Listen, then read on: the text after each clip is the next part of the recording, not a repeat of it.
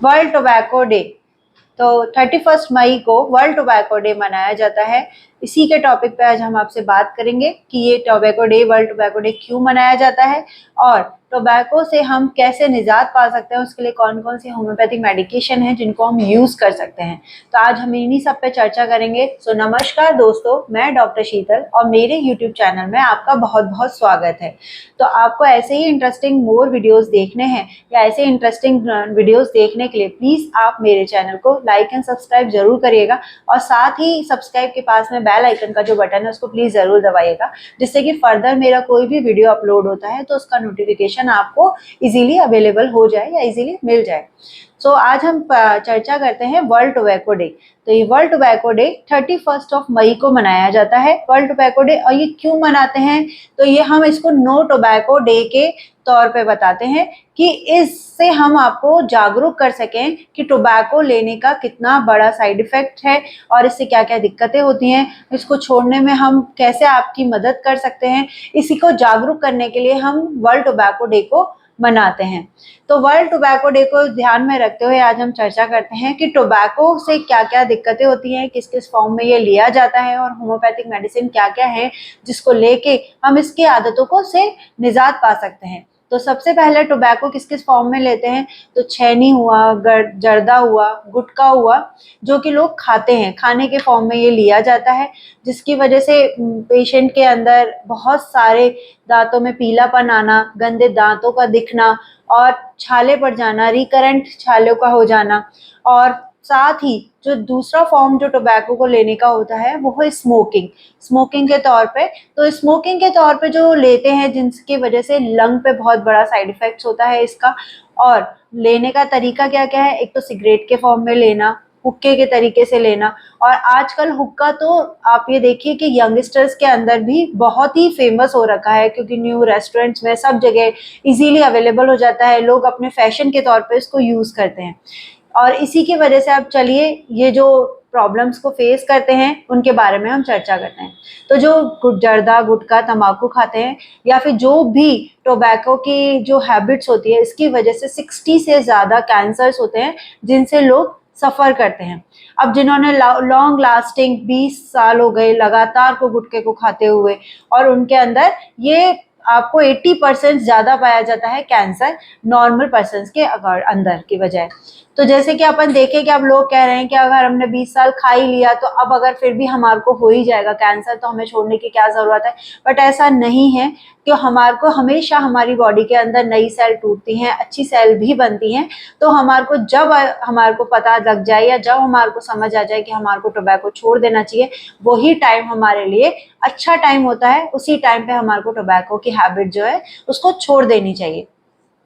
Cancer से निजात पाने के लिए सबसे अच्छा साधन ही यही है कि सबसे पहले आप अपनी गंदी हैबिट्स को, यानी स्मोकिंग की हैबिट को, टोबैको चिंग की हैबिट को, इन सबको आप हटाएं या फिर इन सबको आप छोड़ें, जिससे कि आपको इन सब से रिलीफ मिल सकता है, इन सब से आप बच सकते हैं।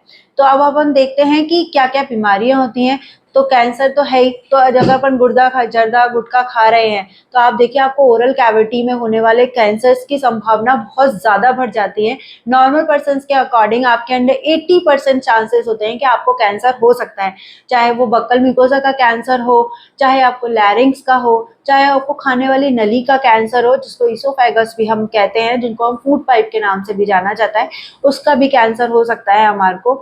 और जो लोग स्मोकिंग करते हैं उनको हमारे को कैंसर के साथ साथ सीओपीडी की समस्याओं का सामना करना पड़ सकता है।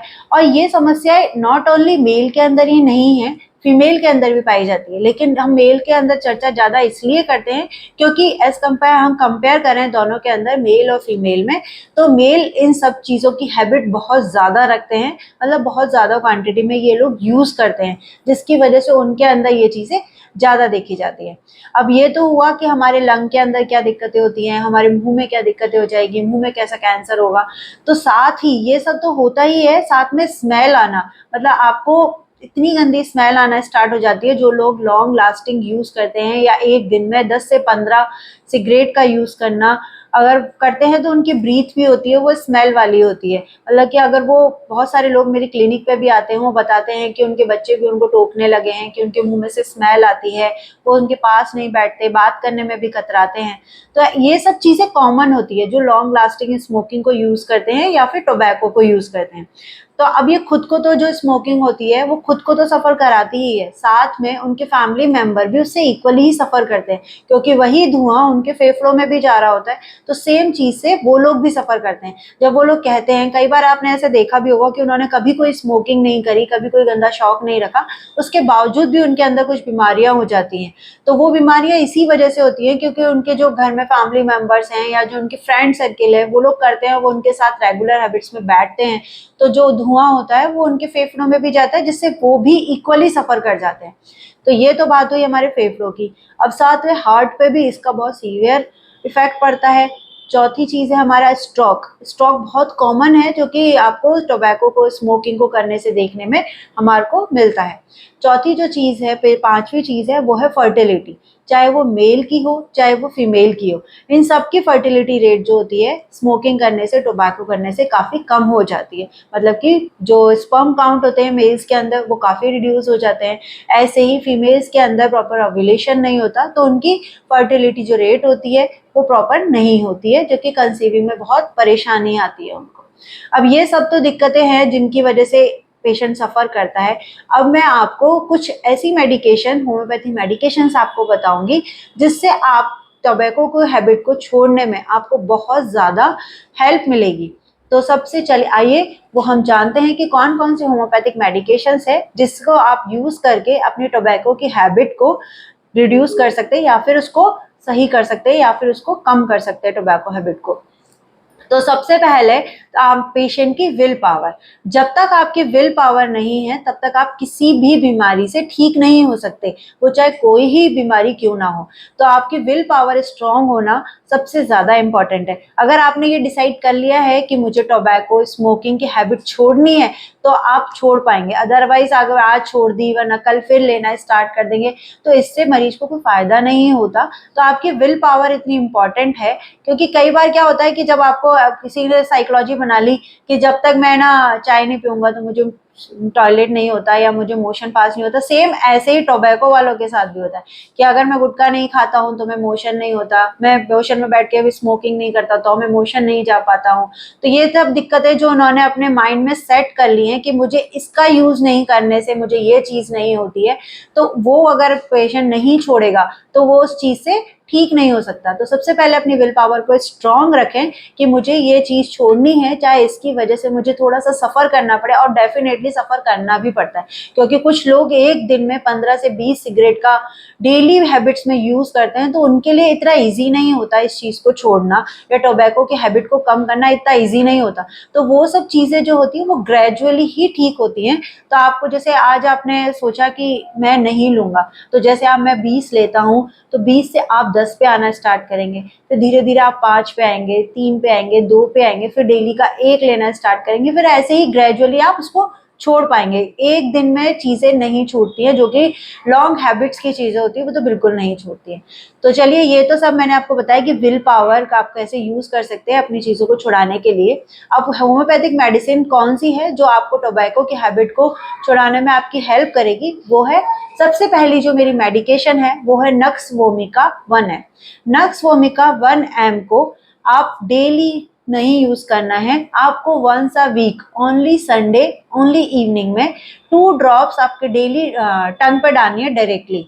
2 ड्रॉप्स आप टंग पे डालिए डायरेक्टली एवरी संडे इवनिंग में, तो आपको बहुत अच्छी हेल्प मिलेगी। और दूसरी जो मेरी मेडिकेशन है वो बहुत अच्छी मेडिकेशन है, जो कि ज्यादातर आपकी जो बैड हैबिट्स है लाइक स्मोकिंग वगैरह उसमें आपको बहुत हेल्प करेगी, वो है डेफे इंडिका मदर टिंचर। डेफे इंडिका का जो मदर टिंचर है वो आप 15 ड्रॉप्स को half glass of warm water के अंदर 3 times a day daily use करिए, तो आपको बहुत अच्छी हेल्प होगी। तीसरी जो मेरी मेडिकेशन है वो टेबेकम 30। टेबेकम 30 को 3 times a day daily use करने से आपको बहुत अच्छी हेल्प मिलेगी, जिससे कि आप स्मोकिंग की हैबिट्स को और साथ ही टोबैको की हैबिट जो होती है आप उसको छोड़ पाने में आपको निजात मिलती है। चौथी जो मेरी मेडिकेशन है वो है कैलेडियम। कैलेडियम 30 को भी 3 टाइम्स अ डे अगर आप यूज करेंगे तो आपको टोबैको की हैबिट को छोड़ने में बहुत हेल्पफुल होगी, बहुत ही सहायक होगी। ये सब तो मेरी मेडिकेशन है जिनको मैं अपनी डेली की प्रैक्टिस में यूज करती हूँ, लेकिन सबके लिए कुछ मेडिकेशंस होती हैं जो पर्टिकुलरली उनके माइंड को, उनको कॉन्स्टिट्यूशन के बेसिस पे दी जाती हैं। तो प्लीज अगर आप इस चीज के लिए जागरूक हैं कि आप अपना टोबैको की हैबिट को छोड़ना चाहते हैं, तो आप या तो डायरेक्टली मेरे से भी कंसल्ट कर सकते हैं मैसेज के द्वारा। कमेंट बॉक्स में आप अपनी जो भी कंप्लेंट है आप उसको डाल के मुझसे उस चीज़ का सजेशन ले सकते हैं। नहीं तो आप किसी भी नियरेस्ट क्लिनिक पे जाके जो भी होम्योपैथिक फिजिशियंस हैं उनके पास जाके आप अपनी इस चीज़ से मेडिसिन ले सकते हैं इस चीज़ की, और अपनी इस हैबिट से निजात पा सकते हैं। तो नमस्कार दोस्तों, थैंक यू सो मच। अगर आपको मेरा ये वीडियो अच्छा लगा हो तो प्लीज़ मेरे चैनल को लाइक एंड सब्सक्राइब जरूर करिएगा। धन्यवाद।